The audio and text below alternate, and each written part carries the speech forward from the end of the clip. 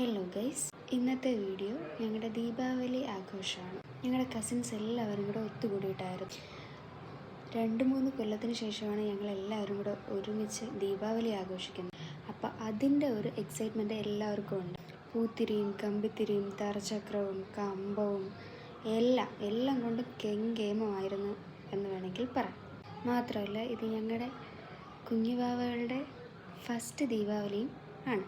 അപ്പോൾ അവർക്കും ഇതൊരു അതിശയമാണ്. ഇത് എന്താണ് എന്നൊക്കെയുള്ള ഒരു അതിശയം. ദീപാവലി ആകുമ്പോൾ വയസ്സൊന്നും ഒരു പ്രശ്നമേ അല്ലല്ലോ. കമ്പിത്തിരി മാത്രമല്ല, പടക്കവും തറച്ചക്രവും എല്ലാം ബാക്കിയൊക്കെ റോഡിലായിരുന്നു. ഇടയ്ക്ക് വണ്ടികളൊക്കെ വന്നാലും അത് കഴിഞ്ഞതിന് ശേഷം മാത്രമേ അവർക്ക് പോകാൻ പറ്റത്തുള്ളൂ.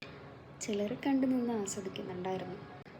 മൊത്തവും പുകമയം എന്ന് വേണമെങ്കിൽ പറയാം. അതിനിടയ്ക്ക് വേറൊരു സംഭവം ശ്രദ്ധിച്ചിട്ടുണ്ടായിരുന്നു. 2 കല്ലിന് നടുവിലായിട്ട് ഇത് എപ്പോഴാണ് വെച്ചതെന്നൊന്നും കണ്ടിട്ടില്ലായിരുന്നു. പക്ഷെ ഇത് കാണാൻ നല്ലൊരു ഭംഗിയുണ്ടായിരുന്നു. കുറച്ച് നേരമേ ഉണ്ടായിരുന്നുള്ളൂ, ഇത്രയും നേരം മാത്രം. അതൊറ്റ പീസേ ഉണ്ടായിരുന്നുള്ളൂ. പൂത്തിരി കത്തിക്കുന്നതൊക്കെ അമ്മ കാണിച്ചു കൊടുക്കുന്നുണ്ടായിരുന്നു മോന്. അവൻ വലിയ അതിശയത്തോടെ നോക്കിക്കൊണ്ടിരിക്കുക. ഇടയ്ക്കുള്ള വലിയ സൗണ്ട് കേൾക്കുമ്പോൾ ചെറിയ ഞെട്ടലുണ്ടെങ്കിൽ വലിയ കുഴപ്പമില്ല, അവളത് കണ്ടുകൊണ്ടിരിക്കുക. തറച്ചക്രത്തിൻ്റെ കാര്യം നമുക്ക് പ്രഡിക്റ്റ് ചെയ്യാൻ പറ്റത്തില്ല സത്യം പറഞ്ഞാൽ. ഇപ്പോൾ അടുത്ത് വന്നിട്ടുള്ള പൊട്ടിത്തെറിയായിരിക്കും. പിന്നെ ഉള്ളത് കളർഫുള്ളായിട്ട് മുകളിൽ ചെന്ന് പൊട്ടുന്നത്. എൻ്റെ പേരെനിക്കറിയത്തില്ല സത്യം പറഞ്ഞാൽ. നല്ല ഭംഗിയുണ്ടായിരുന്നു. ഇനിയുള്ളത് മെയിൻ ഐറ്റം കമ്പം. ഇതിനാണ് ഞങ്ങൾ ഇത്രയും നേരം വെയിറ്റ് ചെയ്തത്. 24 എണ്ണം ഉണ്ടായിരുന്നു. ഇപ്പോൾ ഈ വീഡിയോയിൽ 24 എണ്ണം ഇല്ല. നല്ല ഭംഗിയുണ്ടായിരുന്നു സത്യം പറഞ്ഞത് കാണാൻ. എനിക്കത് ഒത്തിരി ഇഷ്ടമായി.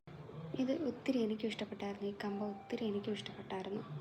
എനിക്കെന്നല്ല, എല്ലാവർക്കും. അതിനുശേഷം ഞങ്ങൾ നേരെ വീട്ടിലേക്ക് തിരിച്ചായിരുന്നു. ഏകദേശം ഒരു 12 മണിയൊക്കെ ആയി കാണും.